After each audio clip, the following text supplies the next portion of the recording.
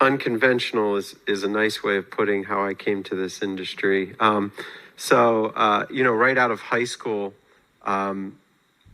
I like to tell people I'm the first person in my family to not go to college. I was not a great student, unfortunately. Don't hold it against me, teachers here.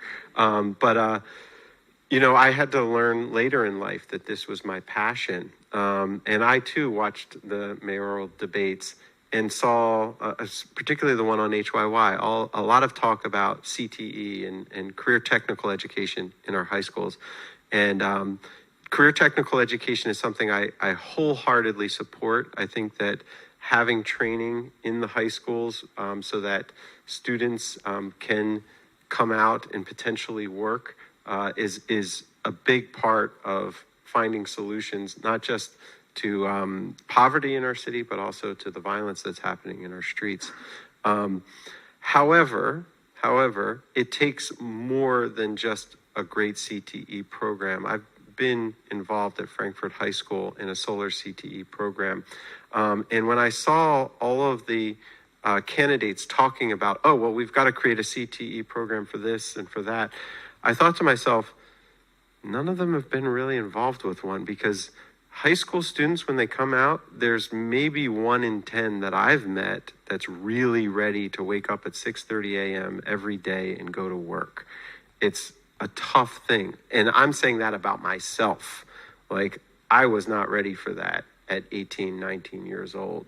And so we need to think more broadly about the supports, not only to have CTE programs in our high schools, but how are we going to support the students who are going to wander a little bit after high school and then find their way maybe back to the fact that, oh yeah, that's right, I did solar in high school, I did like that, and now that I've worked in a few jobs that I didn't really like, I want to go back and really give that the try that it deserves. And that's a more complicated formula than just simply saying, hey, CTE is going to solve all of our problems. And so I just think we need to have people who are really involved at the teaching level. Listen to the teachers, listen to the CTE program folks. I'm sure they'll tell you similar stories, that we just need a comprehensive package rather than saying there's a magic bullet solution. There just isn't, unfortunately. It really does take a lot of folks getting together, working together to provide the supports that are necessary for people to experience success. And that goes too for employers. Employers who are hiring folks who come out of CTE programs or who were previously incarcerated have to have expectations of a little bit more support.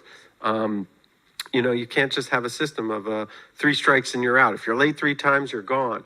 I mean, you have to be on time to the job. Don't get me wrong. That's one of the things that we have to do. But you also have to have the supports there to say, okay, you're late regularly. What's going on? How can we support you? And give people the real chance to say, okay, this is going on in my life, and I didn't know I could talk to you about that. And it's okay. And then once you get over that hurdle, sometimes you can find success. So that's, really, really important, I think, to acknowledge. It does take a group of people, and CTE is not just some magic bullet, but we need to have that as a part of the formula going forward.